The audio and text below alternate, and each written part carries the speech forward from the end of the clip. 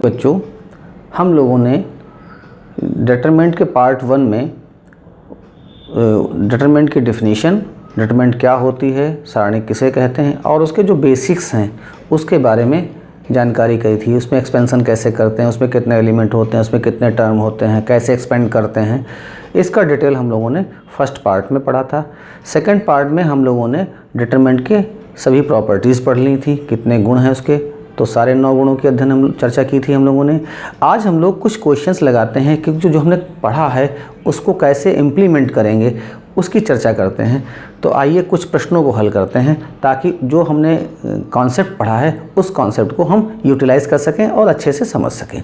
तो जो पढ़ा है उसके लिए हमने 2 क्वेश्चन यहाँ नोट किए हैं। तो पहला क्वेश्चन है, बहुत आसान क्वेश्चन से शुरू करेंगे और फिर आगे आगे चल के टिपिकल क्वेश्चंस में कन्वर्ट करते जाएंगे धीरे धीरे। तो हमारे पास पहला क्वेश्चन है कि एक डिटरमिनेंट दे रखी है सेकंड ऑर्डर के, इसका मान ज्ञात करना है। तो इसका मान ज्ञात करना बहुत ही आसान होता है, हम लोग इसको फर्स्ट पार्ट में सीख चुके हैं। मान ज्ञात करने के लिए हम लोग अगर सेकेंड ऑर्डर का है तो इसमें कुछ ज़्यादा टेक्निकल करने की ज़रूरत नहीं, इसको एक्सपेंड कर देते हैं। तो एक्सपेंड करने का तरीका है कि लीडिंग डायगोनल के जो एलिमेंट हैं इनको मल्टीप्लाई करते हैं पहले। तो 2 को -1 से करेंगे तो -2 हो जाएगा और फिर बीच में हमेशा माइनस का निशान लगाएंगे और फिर जो दूसरा एडिशनल डायगोनल होता है इसके एलिमेंट को इनको मल्टीप्लाई करते हैं। तो इनको मल्टीप्लाई करेंगे -5 को 4 से तो -20 आएगा। तो इसे हम लोग ब्रैकेट में रख देंगे और इसको थोड़ा सा हल कर देते हैं। तो -2 और यहाँ पे ये दोनों माइनस माइनस मिलके +20 हो जाएगा और 20 में से 2 माइनस हो जाएगा तो हमारे पास बचेगा 18। तो ये हमारे पहले प्रश्न का जवाब आ गया। अब एक दूसरा क्वेश्चन भी हम लोगों ने यहाँ लिखा है। इसमें क्या है, एक डिटरमिनेंट इधर दे रखी और एक डिटरमिनेंट दूसरी तरफ दे, तो दोनों के बीच में इक्वल का साइन लगा, यानी एक इक्वेशन दे रखा है। जब इक्वल का साइन लगता है तो इक्वेशन बन जाता है। तो ये इक्वेशन दे रखा है और इस इक्वेशन में हमें क्या निकालना है, हमें x का मान ज्ञात करना है। तो इसमें से हमें x की वैल्यू निकालनी है। तो कैसे x की वैल्यू निकालते हैं, अगर डिटरमिनेंट की फॉर्म में इक्वेशन दे रखा है तो हम उसको कैसे सॉल्व करेंगे ये चीज़ हम लोग यहाँ पर समझ लेते हैं। हालांकि बहुत आसान सा क्वेश्चन है ये, बहुत कॉम्प्लिकेटेड या टेक्निकल नहीं है, एक बहुत सिंपल क्वेश्चन है। इसमें भी हमें क्या करना है, हम इसको एक्सपेंड कर देते हैं। तो एक्सपेंड करने के लिए सबसे पहले यही लीडिंग डायगोनल जो top left to right down इसको ही पहले मल्टीप्लाई करते हैं। तो 2 1 जा 2 हो जाएगा, फिर माइनस लगाएंगे तो 5 4 जा 20 आ जाएगा। ध्यान रखें अगर ये नेगेटिव आते हैं तो ब्रैकेट में रखे जाते हैं। रिजल्ट अगर नेगेटिव आ रहा है प्रोडक्ट तो ब्रैकेट में रखेंगे और अगर पॉजिटिव आ रहा है तो डायरेक्ट लिख सकते हैं। अब इसी तरीके से यहाँ भी इन दोनों को मल्टीप्लाई करेंगे तो ये हो जाएगा 2x² और इन दोनों को करेंगे तो पहले माइनस लगा लेंगे तो 6 4 जा 24 हो जाएगा। अब देखिए ये हो जाएगा हमारे पास -18 = 2x² -24 और यहाँ ले लेते हैं। देखिए अब हम लोग क्या करते हैं, वेरिएबल वाले पूरे टर्म्स को लेफ़्ट में लिख लेते हैं और जो लेफ़्ट साइड है इसको हम राइट में लिख लेते हैं। तो देखिए हमने क्या किया यहाँ पर कि लेफ़्ट साइड को राइट में लिख लिया और राइट साइड को लेफ़्ट में लिख लिया है। तो जब पूरी साइड्स को हम चेंज करते हैं, लिखते हैं इस तरीके से, लेफ़्ट साइड को राइट में लिखते हैं और राइट साइड को लेफ़्ट में लिखते हैं, तो इस तरीके से इक्वेशन में कोई चेंज नहीं आता है और इसको हम लोग मैथमेटिक्स में कहते हैं ट्रांसपोजिशन ऑफ साइड्स, यानी पक्षांतरण। तो पक्षांतरण यहाँ कर दिया। अब हम लोग क्या करते हैं, ये -24 है, इसको हम राइट साइड में ट्रांसफ़र कर देंगे क्योंकि हमें वेरिएबल एक तरफ चाहिए और कांस्टेंट एक तरफ। तो ये कांस्टेंट हम राइट साइड में ले गए तो ये माइनस का था प्लस का हो गया, यहाँ ले देंगे 2x² और 24 में से 18 माइनस करेंगे तो आ जाएगा हमारे पास प्लस का 6। यहाँ ले देंगे x² = 6/2 और इसको 2 से डिवाइड करेंगे तो 3। और जब कभी भी स्क्वायर हटाते हैं किसी भी एक साइड का तो दूसरी साइड अपोजिट साइड में प्लस माइनस और अंडर रूट अप्लाई हो जाता है। तो हमारे पास x की वैल्यू आ गई है 1 + √3 और एक वैल्यू आ गई है -√3। तो इस तरीके से ये हमारा सेकंड इक्वेशन भी यहाँ पर सॉल्व हो गया है।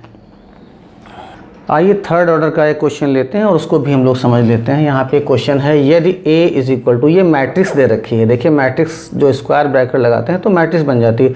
तो एक मैट्रिक्स दे रखी है थर्ड ऑर्डर की हो तो डेट A का मान ज्ञात कीजिए। तो हमें इस मैट्रिक्स को डिटरमिनेंट में कन्वर्ट करना है और उसके बाद में उसका मान ज्ञात करना है। तो आइए इसको हम लोग सॉल्व कर लेते हैं जल्दी से।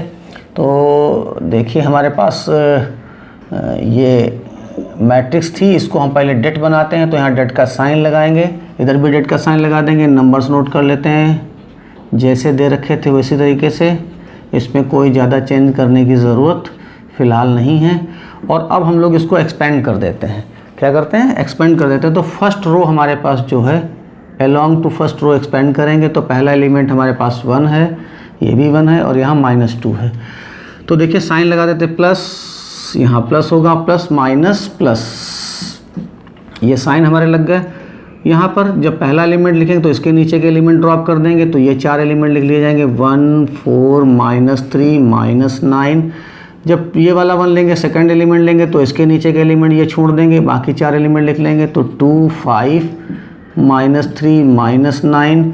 और जब -2 लेंगे तो इसके नीचे के ये एलिमेंट ड्रॉप कर देंगे तो ये 4 एलिमेंट हम लोग लिख लेंगे 2 5 1 और 4।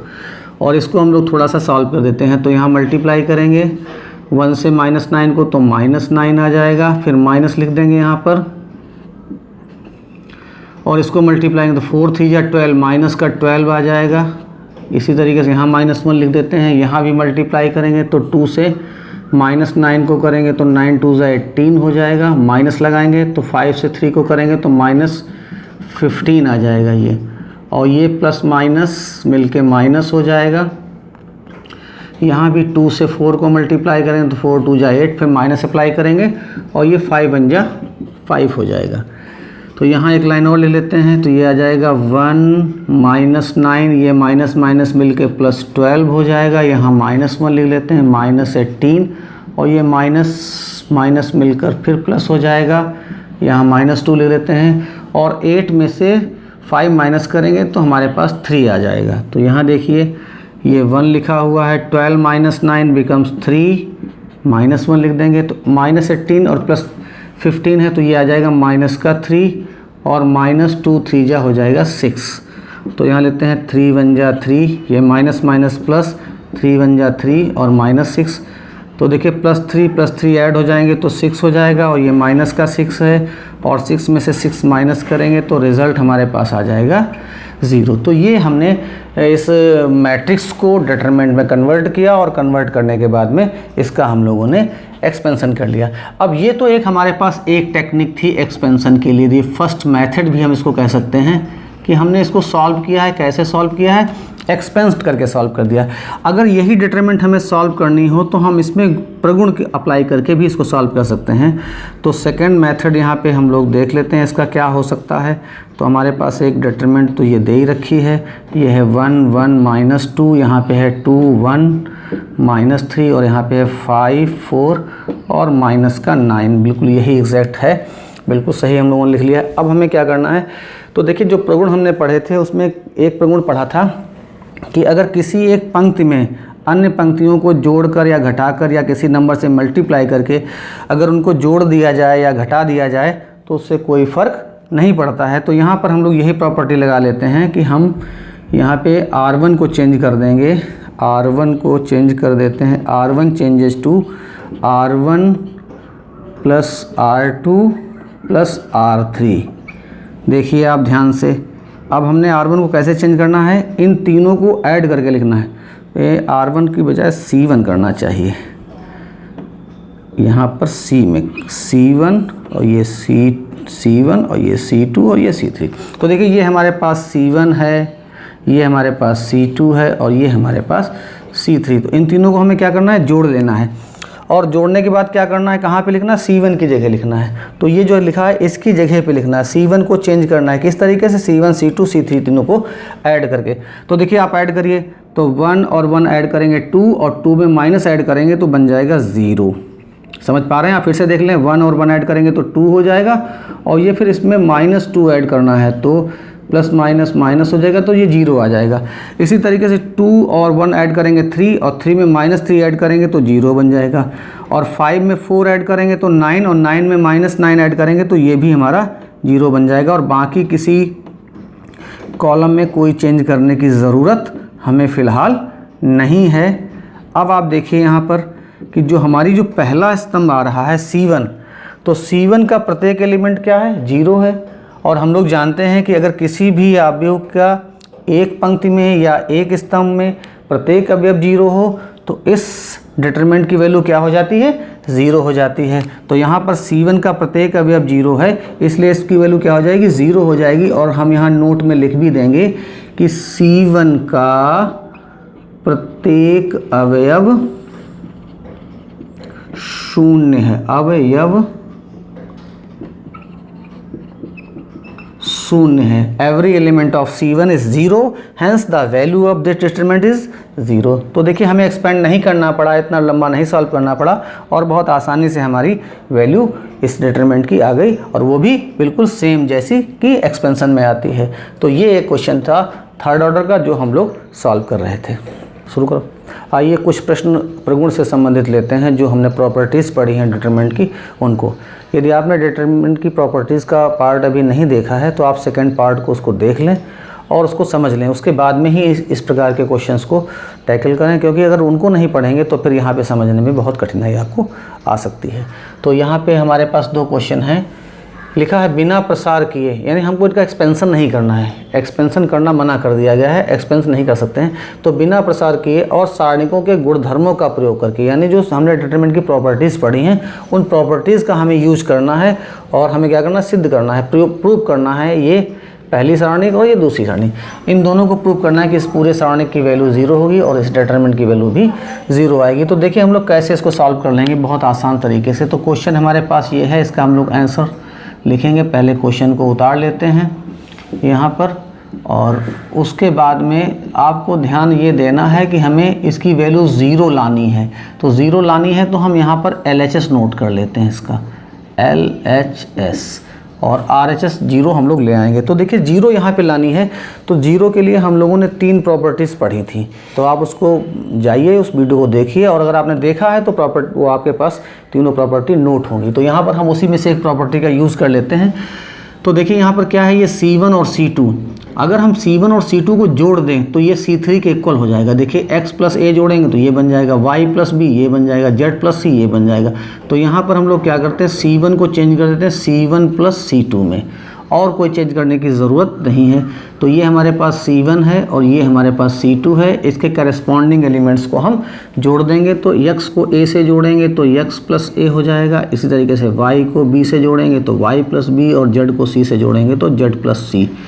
बाकी हमने C1 में ही केवल चेंज किया और किसी कॉलम में कोई चेंज नहीं किया, तो उनको हम लोग एज इट इज़ लिख लेंगे, उसमें कोई चेंज करने की ज़रूरत भी हमको नहीं है, जैसे लिखे थे उसी तरीके से लिख लेंगे। अब आप ध्यान से देखिए कि जो हमारे पास C1 है ये और जो C3 है ये दोनों आइडेंटिकल हो गए हैं। आइडेंटिकल का मतलब ये है कि इसका जो पहला एलिमेंट है पहले के इक्वल हो गया, दूसरा एलिमेंट दूसरे के इक्वल हो गया और तीसरा एलिमेंट तीसरे के इक्वल हो गया है। तो x प्लस a यहाँ है, यहाँ भी x प्लस a है, यहाँ y प्लस b है, यहाँ भी y प्लस b है, यहाँ z प्लस c है, यहाँ भी z प्लस। तो हम यहाँ पे ये कह सकते हैं कि C1 और C3 क्या है, आइडेंटिकल हैं, सर्वसम हैं, एक जैसे हैं बिल्कुल। तो जब किसी भी डिटरमिनेंट में कोई 2 स्तंभ या कोई 2 पंक्तियाँ सर्वसम हो जाते हैं तो उस डिटरमिनेंट की वैल्यू हमारी हो जाती है 0। तो यहाँ पे लिख देंगे इसकी वैल्यू हो जाएगी 0, और 0 क्यों होगी उसका कारण भी यहाँ लिख देंगे, क्योंकि C1 तथा C3 सर्वसम है, सर्वसम है। अगर आप इंग्लिश में लिखते हैं तो आप लिख सकते हैं C1 and C2 are identical, तो इसकी वैल्यू हो जाएगी हमारी 0। इसी तरीके से सेकंड क्वेश्चन की ओर चलते हैं। सेकंड क्वेश्चन भी हमारे पास बहुत इजी है, हमें प्रूव करना है इस पूरे डिटरमिनेंट की वैल्यू 0। तो हम लोग यहाँ पर LHS लिख लेंगे और LHS में हम पूरा डिटरमिनेंट उतार लेंगे। तो a minus b, b minus c, c minus a, और यहाँ पे b minus c, c minus a और a माइनस b, और यहाँ c minus a minus b और b माइनस c। ये बहुत अच्छे क्वेश्चन हैं और इनको आप ज़रूर सॉल्व करें। देखिए इसमें हमें क्या करना, वैल्यू 0 लानी है।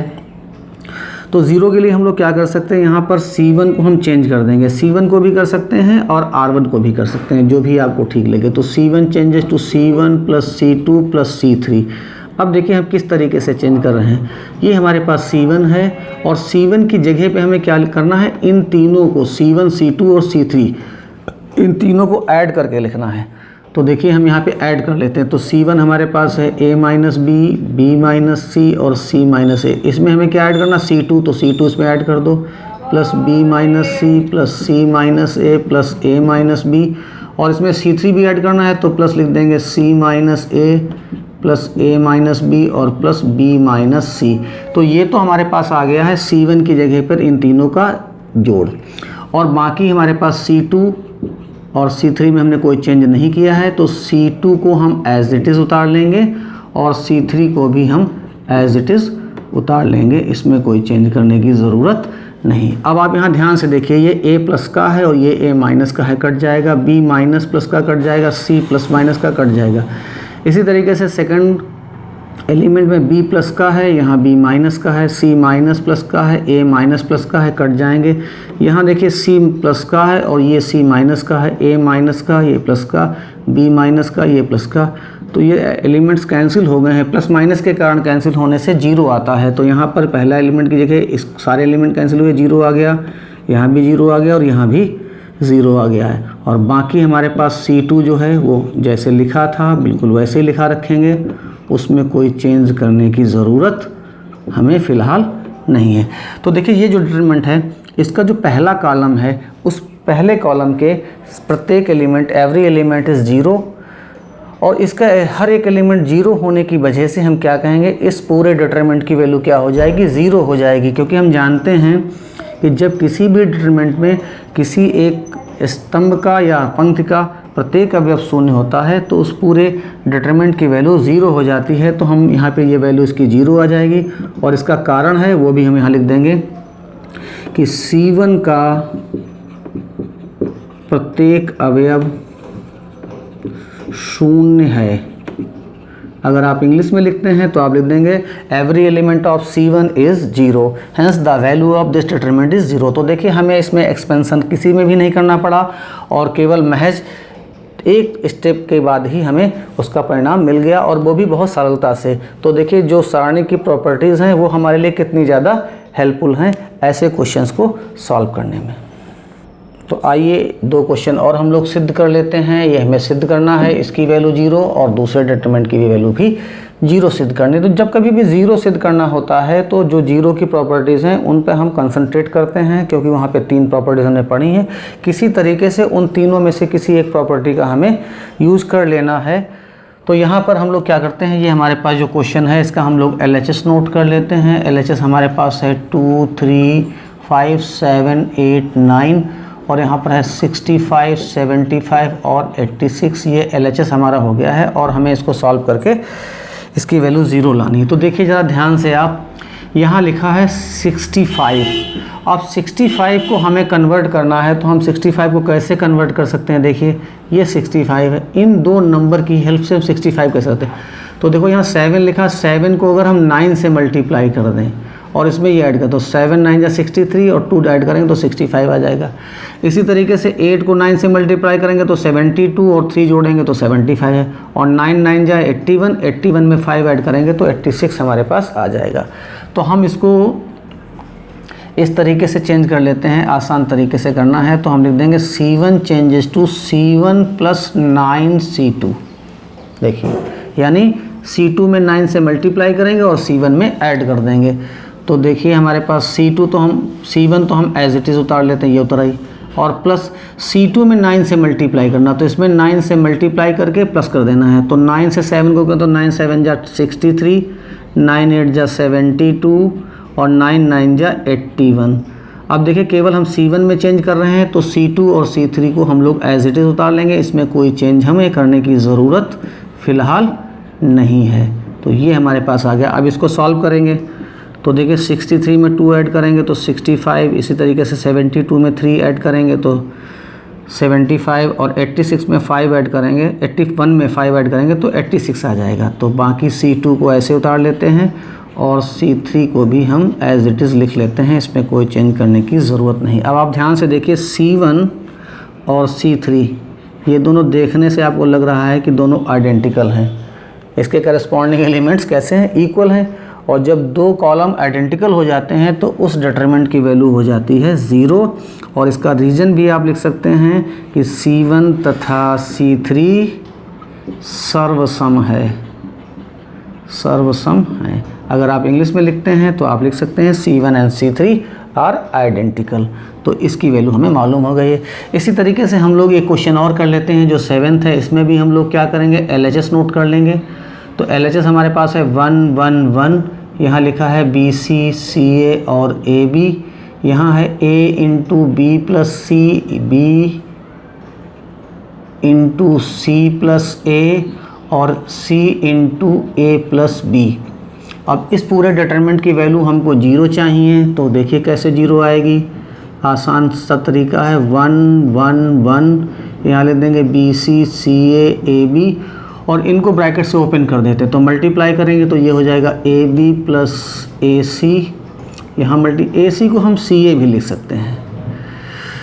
इसी तरीके से यहाँ B से मल्टीप्लाई करेंगे तो BC प्लस AB और C से मल्टीप्लाई करेंगे तो CA प्लस BC, ये हमारे पास आ गया है। अब एक लाइन और लिख लेते हैं हम लोग। तो अगर हम लोग इसमें C2 को या C3 को किसी एक को चेंज कर दें, तो C2 को ही चेंज कर देते हैं, तो C2 प्लस C3 लिख देते हैं। तो देखिए हम केवल C2 को चेंज कर रहे हैं, तो C1 को तो हम एज इट इज़ उतार लेंगे। अब C2 यहाँ हमने लिखना है, तो C2 लिख देंगे BC CA और AB, और इसमें क्या ऐड करना है, C3, तो C3 के करस्पॉन्डिंग एलिमेंट इसमें ऐड कर देंगे। तो C3 हमारे पास ये है, इसके एलिमेंट हैं AB प्लस CA, यहाँ है BC प्लस AB और यहाँ पर है CA प्लस BC, और C3 में कोई चेंज नहीं है, केवल C2 में चेंज है, तो C3 को भी हम लोग एज इट इज़ उतार लेंगे। यहाँ लिख देंगे BC प्लस AB और यहाँ CA प्लस BC, ये हमारे पास आ गया है। तो अब देखिए हमारे पास जो डिटरमिनेंट यहाँ पे मिली है उसमें पहले तो हम ऐसे लिख लेंगे पहले कॉलम को। दूसरे कॉलम में देखिए पहले एलिमेंट हमारे पास है AB, तो सबसे पहले हम AB लिखेंगे, फिर ये लिखा है प्लस BC और फिर ये लिखा है CA। तो इन एलिमेंट्स को हम थोड़ा सा सीक्वेंस में लिख लेंगे, क्रम से लिख लेंगे। तो यहाँ पर देखिए सेकंड जो एलिमेंट है उसमें भी देखिए सबसे पहले ये AB लिख लेंगे, फिर ये BC लिखा है तो BC सेकंड नंबर पे लिख लेंगे, और ये CA लिखा है तो थर्ड नंबर पे CA लिख लेंगे। और थर्ड में देखिए ये AB सबसे पहले और फिर उसके बाद में ये प्लस BC आ जाएगा और फाइनली ये CA। और थर्ड कॉलम में कोई चेंज करने की ज़रूरत फ़िलहाल हमें नहीं है, तो हम एज इट इज़ ही उसको लिख लेंगे। अब देखिए आप ध्यान से देखिए तो हमारे पास जो सेकंड कॉलम है इसमें हर एक में AB plus BC plus CA आ रहा है, यहाँ भी AB plus BC plus CA second में भी और थर्ड में भी। तो हम यहाँ से AB plus BC plus CA को कॉमन ले सकते हैं, ये हर एक में है तो हम इसे कॉमन ले सकते हैं, और कॉमन लेंगे तो ये हमारे पास मल्टीपल की फॉर्म में आ जाएगा, क्योंकि हमें मालूम है कि किसी भी एलिमेंट में अगर एक फिक्स नंबर से मल्टीप्लाई है तो उस नंबर से सारणिक हमारा मल्टीप्लाई हो जाता है। तो यहाँ पर हम इसको क्या करेंगे, ये कॉमन ले लेंगे। तो देखिए पहला कॉलम तो हमारा 1 1 1 ही रहेगा, और जब यहाँ से हम ये कॉमन लेंगे तो इसकी जगह बचेगा यहाँ पे 1, इसकी जगह भी बचेगा 1 और इसकी जगह भी बचेगा 1, और थर्ड कॉलम को हम लोग एज इट इज़ लिखा रखेंगे, इसमें कहीं कोई चेंज नहीं करेंगे। तो ये हमारे पास आ गया थर्ड कॉलम। अब देखिए यहाँ पर C1 और C2 कैसे हैं, आइडेंटिकल हो गए, फिर से दोनों सेम आ गए हैं। तो आइडेंटिकल होने की वजह से इस सारणी की वैल्यू क्या हो जाएगी, 0 हो जाएगी। तो यहाँ हम लोग लिख देंगे AB plus BC plus CA और इंटू 0। अब ये 0 क्यों आ रहा है, क्योंकि ये C1 और C1 एंड C2 आइडेंटिकल हैं, सर्वसम हैं। तो यहाँ हम लोग इसका कारण भी लिख देंगे कि ये 0 क्यों है, तो लिख देंगे C1 तथा C2 सर्वसम हैं। आप इंग्लिश में लिखना चाहें तो आप लिख सकते हैं C1 and C2 are identical. और इस पूरे एक्सप्रेशन को जब हम 0 से मल्टीप्लाई करेंगे तो हमारा रिजल्ट आ जाएगा 0। यही हमको RHS चाहिए था और यही हमारा RHS यहाँ पर हमें प्राप्त हो गया है। तो देखिए प्रॉपर्टीज़ से कितने आसानी से क्वेश्चन हमारे सॉल्व हो जाते हैं। आइए कुछ और प्रश्न लेते हैं। आइए एक और प्रश्न देख लेते हैं। हमको प्रूव दैट, ये पूरा एक डिटरमिनेंट दे रखा है और इस डिटरमिनेंट को रिड्यूस करके एक दूसरा डिटरमिनेंट ही हमको लाना है। तो कैसे लाते हैं ज़रा इसको देख लेते हैं। बहुत आसान सा क्वेश्चन हमारे पास ये है, देखने में थोड़ा सा डरावना सा लग रहा है। बच्चे देखते हैं तो इस क्वेश्चन को देख के डरते हैं कि सर ये तो बहुत बड़ा क्वेश्चन है, जबकि अभी हम लोग सॉल्व करेंगे तो आप कहोगे अरे ये तो बहुत आसान क्वेश्चन था। तो जो चीज़ यहाँ देखने पे मालूम पड़ती है कई बार वो देखने पे दूसरा लगता है और होता एक्चुअली दूसरा है। तो देखिए हमारे पास ये एक यहाँ पर डिटरमिनेंट है। तो हम लोग क्या करते हैं इसमें, देखो अगर आप ध्यान से देखिए तो b प्लस सी, सी प्लस ए और a प्लस बी, यही क्रम इनमें भी दे रखा है।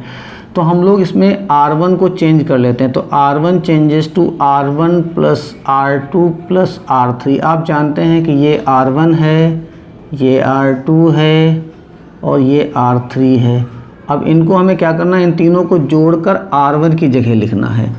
तो सबसे पहला काम तो हमें यही करना। तो r1 r2 r3 को जोड़ेंगे तो देखिए इनको जोड़ना पड़ेगा। तो a और a जुड़ेगा तो ये 2a हो जाएगा, b और b जुड़ेगा तो प्लस 2b हो जाएगा, और c और c जुड़ेगा तो प्लस 2c हो जाएगा। इसी तरीके से यहाँ भी जोड़ते हैं। देखो p और p जुड़ेगा तो 2p, और q जुड़ेगा तो 2q, और r को हम ऐड करेंगे तो 2r हो जाएगा। थर्ड में आते हैं यहाँ पर। देखिए थोड़ा सा एक बात और हमने यहाँ करी है कि हम जैसे a b c है तो a वाला पहले लिख लेते हैं, फिर b वाला, फिर c वाला। इसी तरीके से p q r है तो p पहले, फिर q, फिर r। और यहाँ पर भी देखो जब ऐड करेंगे तो y पहले लिखा तो हम y पहले नहीं लिखेंगे, पहले x लिखेंगे, फिर y लिखेंगे, फिर z, क्योंकि इनमें एक सीक्वेंस होता है, क्रम से ये आते हैं। अच्छा रिजल्ट में भी आप देखिए यहाँ x y z p q r a b c उसी तरीके सारा। तो काफ़ी चीज़ें हमें यहाँ से ये रिजल्ट से ही आइडिया लग जाता है कि हमें किस तरीके से लिखना है इनको। तो उसी सीक्वेंस में हम लोग लेते हैं। तो x को ऐड करेंगे तो यहाँ हो जाएगा 2x। इसी तरीके से y और y को ऐड करेंगे तो 2y, और z को ऐड करेंगे तो 2z हो जाएगा। अब देखिए चूँकि r1 में ही चेंज किया है केवल, तो बाकी r2 और r3 को हम लोग एज इट इज़ लिख लेंगे, और इसमें कहीं कोई चेंज करने की ज़रूरत अभी फ़िलहाल इसमें नहीं है। अगले स्टेप में हम लोग देखेंगे कि इसमें क्या चेंज कर सकते हैं और कैसे कर सकते हैं। तो देखिए पहले वाले कॉलम में अगर हम, पहले वाली रो में अगर हम देखें तो हमारी रो में हर एक जगह 2 आ रहा है। तो इसका मतलब क्या है कि हम इसमें से 2 कॉमन ले सकते हैं। तो हम 2 कॉमन ले लें। तो कॉमन लेंगे तो यहाँ जाएगा a plus b plus c, p plus q plus r, और x plus y plus z। यहाँ पर आ जाएगा c plus a, r plus p और z प्लस x। यहाँ आ जाएगा a प्लस b, और यहाँ पे हो जाएगा p प्लस q, और यहाँ x प्लस y। तो देखिए एक और हमारी उपलब्धि ये हो गई कि यहाँ 2 लाना था तो हमारे पास 2 आ गया है। अब हमें क्या करना है, अब हम यहाँ ये करते हैं कि r2 में से r1 को माइनस कर देते हैं, और साथ साथ में r3 में से भी r1 को माइनस कर देते हैं। तो देखिए हम लोगों ने पढ़ा था कि एक बार में मैक्सिमम हम 2 ऑपरेशन कर सकते हैं। तो यहाँ पर हमने 2 ऑपरेशंस किए हैं r2 में और r3 में। एक r2 में हो गया और एक r3 में। एक बार में या तो आप रो में ऑपरेशन करेंगे या कॉलम में करेंगे, और मैक्सिमम 2 ही करेंगे ऑपरेशन। यानी या तो आप 2 रोज़ को चेंज कर सकते हैं या 2 कॉलम को चेंज कर सकते हैं। इससे ज़्यादा आप थर्ड ऑर्डर में नहीं चेंज कर सकते।